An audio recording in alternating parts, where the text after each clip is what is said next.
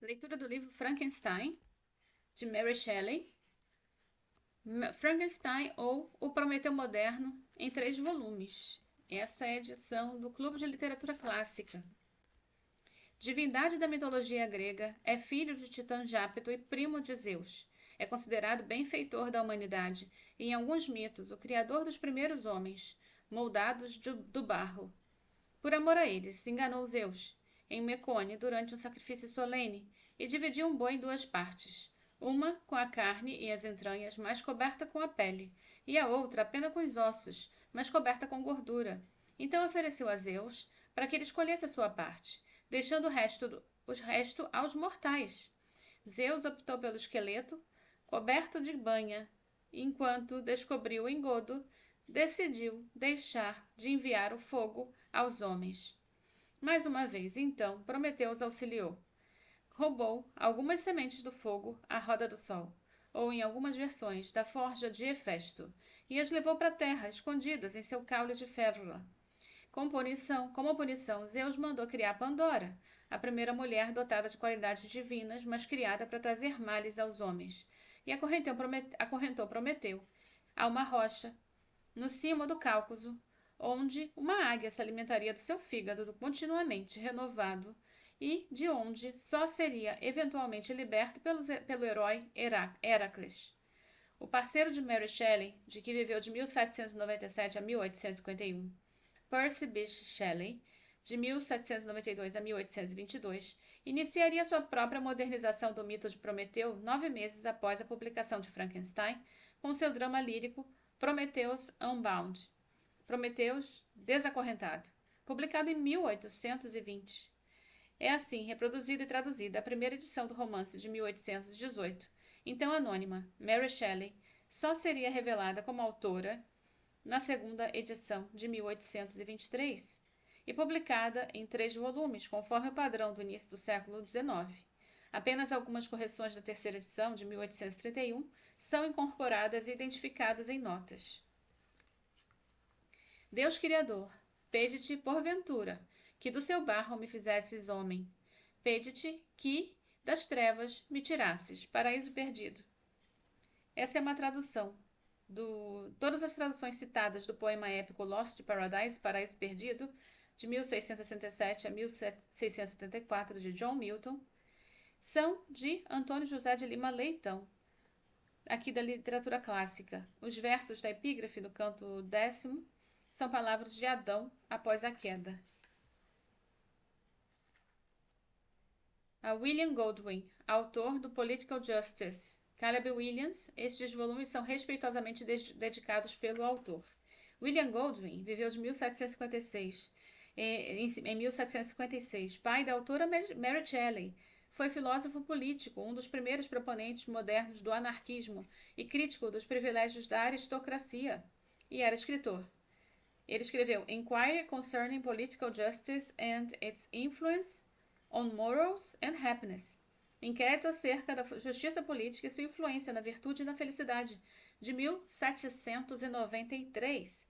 É um ensaio da filosofia política que se tornou popular em círculos radicais, como o dos jacobinos ingleses, interessados em replicar a Revolução Francesa em seu país. Things as They Are. The Adventures of Caleb Williams. As Coisas Como Elas São ou As Aventuras de Caleb Williams, de 1794. É um romance que dramatiza as injustiças e os abusos de poder de um governo tirânico. Prefácio. Acontecimento sobre o qual esta obra de ficção se funda admitiram-se o Dr. Darwin, que a certos filósofos.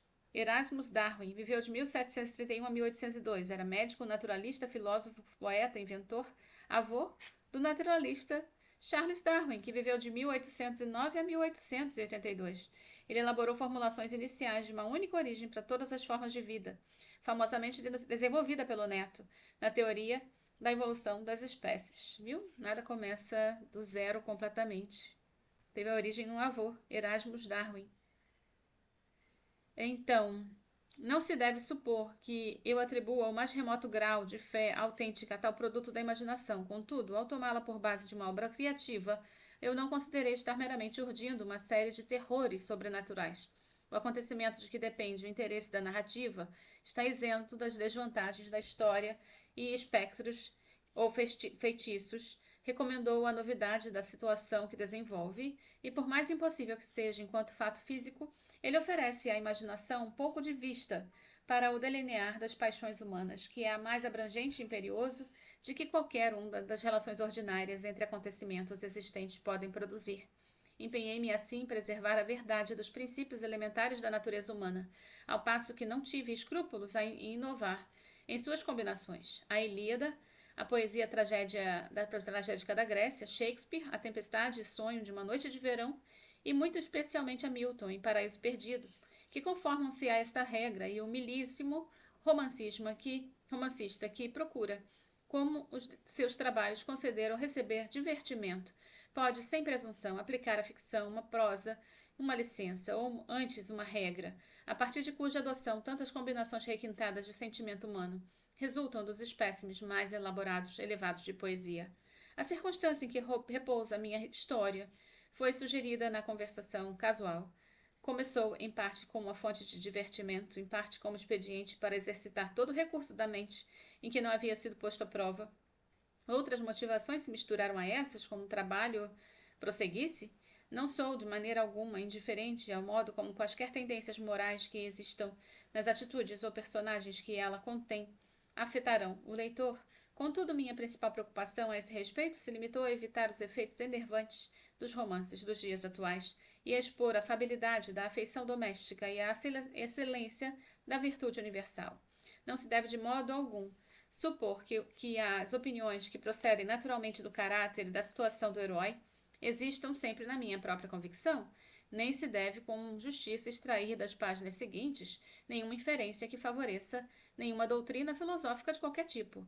Também é matéria de interesse adicional que o autor, que a história tenha sido iniciada na majestosa região onde o principal da cena se passa e em companhias de que não é possível deixar de sentir saudade. Passei o verão de 1816 nos arredores de Genebra. A estação estava fria e chuvosa e à noite nos reuníamos em volta de uma lareira abrasadora e ocasionalmente nos divertíamos com algumas histórias de assombração alemães, que por acaso nos haviam caído em mãos. Essa história incitaram em nós um galhofeiro desejo de imitação. Dois outros amigos, uma história de pena, de um dos quais seria bem mais aceitável para o público do que qualquer coisa que eu possa esperar produzir algum dia, e eu concordamos em escrever cada uma história baseada em algumas ocorrências sobrenaturais. De súbito, porém, o tempo tornou-se sereno, e meus dois amigos deixaram-me para partir em uma jornada por entre os Alpes, em consequência da qual perderam, nas paisagens magníficas que eles apresentam, toda a memória de suas visões fantasmagóricas. A história seguinte é a única que foi terminada. Entre a autora Percy Shelley, o poeta Lord George Gordon Byron, sexto Barão Byron, o famoso Lord Byron, ele viveu de 1788 a 1824, e o poeta, o médico de Lord Byron, John Polidori, que viveu de 1795 a 1821. O ano de 1816 ficou mundialmente conhecido como o Ano Sem Verão, com temperaturas excepcionalmente baixas, mesmo durante essa estação do hemisfério norte. Fantasmagoriana, ou Recueil d'Histoire d'apparition de spectres revenants, fantômes, Fantasmagoriana, coleção de histórias de aparições de espectros, assombrações e fantasmas, de 1812. Ele foi traduzido anonimamente para o francês por Jean-Baptiste Benoit Henriet. Em 2 volumes, sobretudo a partir dos primeiros 7, temos a obra alemã Gespenterbuch, o Livro dos Fantasmas, de 1810 a 1815, foi escrito, editada por Friedrich August Schultze, conhecido como Friedrich Laun, viveu de 1770 a 1849. Pronto, seguiremos lá, então, ao conteúdo do volume 1, Carta 1, à Senhora Saville, Inglaterra, São Petersburgo, 11 de dezembro de 1700 e, não tem aqui a referência, como era em emulação de uma realidade a ser protegida sobre descrição, a omissão de datas e locais era uma convenção da literatura do século XIX. Charles A. Robson propôs que aqui trata-se do ano de 1796, em data próxima à concepção da autora por seus pais, mas, se buscar coerência ficcional com a história, o autor desta carta vem a citar o poema The Rime of the Ancient Mariner, a Balada do Velho Marinheiro, que é viveu de 1772 a 1834, concluído em 1797. Então, é publicado apenas no ano seguinte. Vamos ver. Você se alegrará em saber que nenhum desastre acompanhou o início de uma empreitada que considerou com tão maus agouros. Cheguei aqui ontem. A primeira tarefa é atestar à minha querida irmã meu bem-estar e minha confiança crescente no sucesso do meu projeto.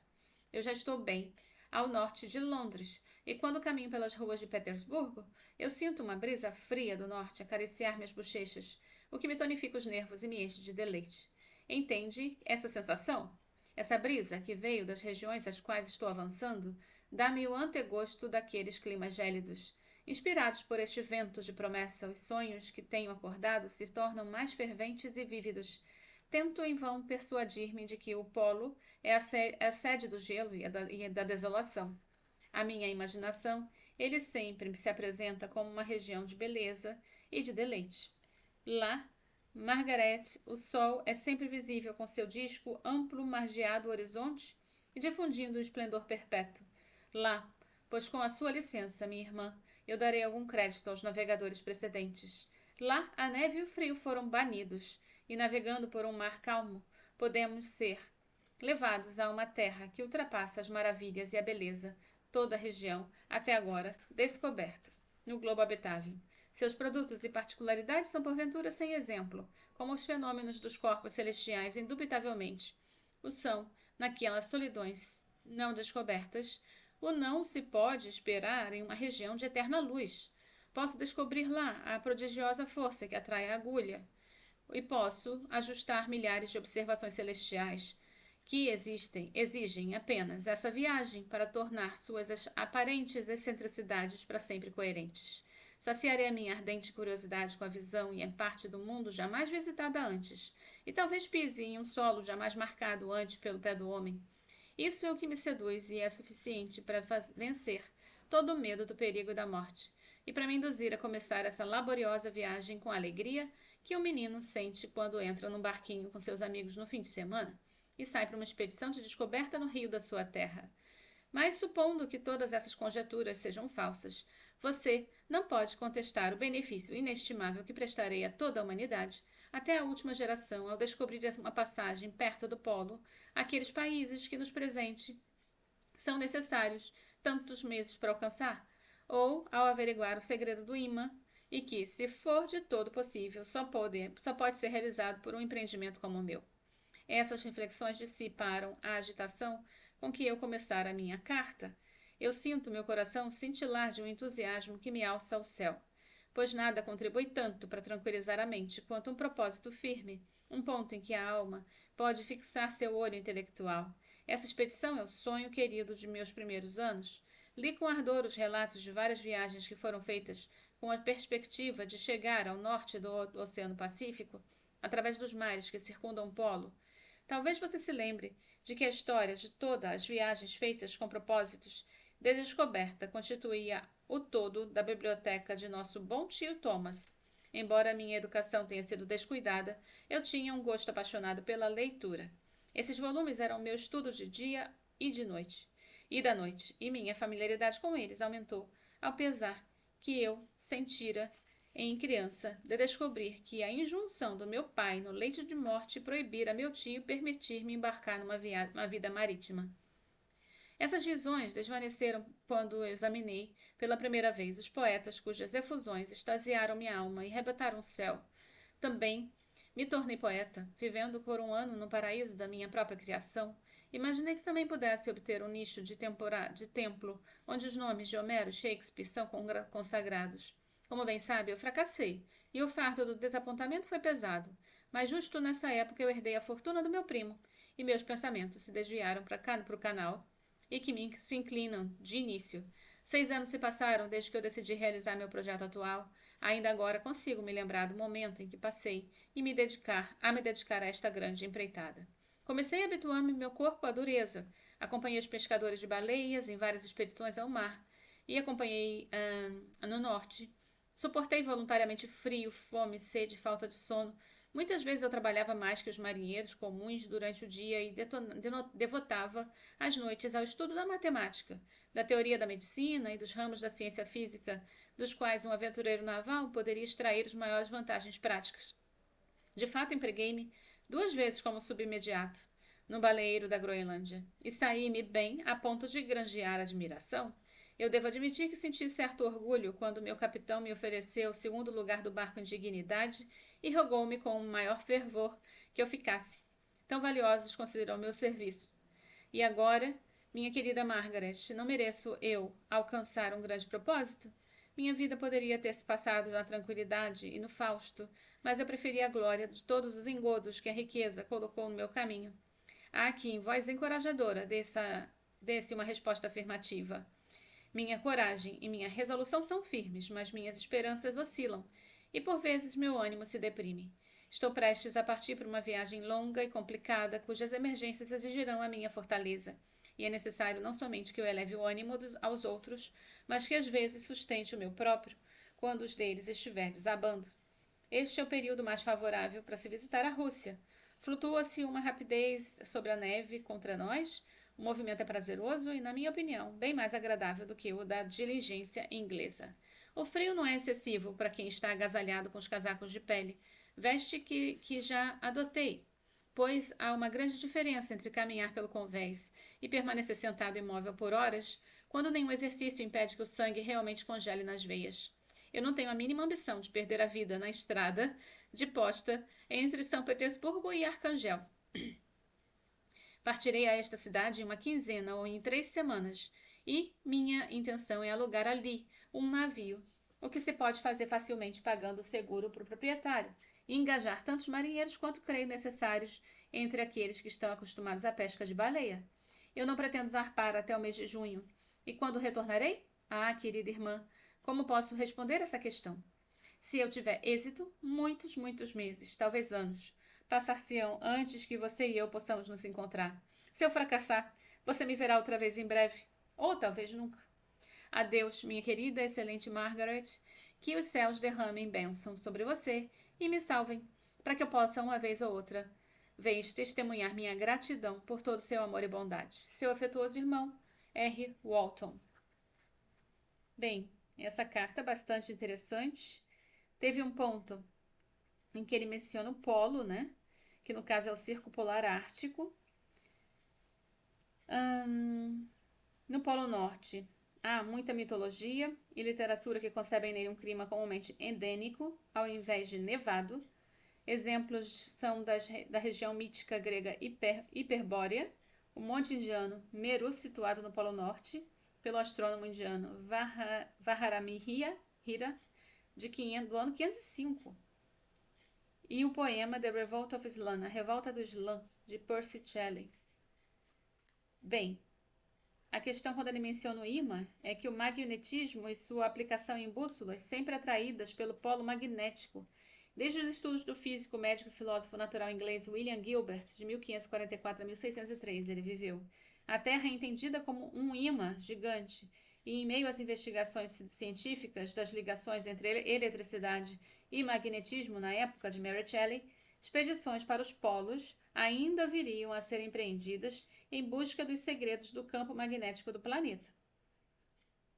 As expedições polares na época eram impulsionadas em grande parte por buscas pela passagem do Noroeste, uma rota marítima entre os oceanos Pacífico e Atlântico, ao longo de uma costa norte da América do Norte, e pela passagem ou rota do Nordeste entre o Mar de Barents e o Estreito de Bering, ao longo da costa norte da Rússia.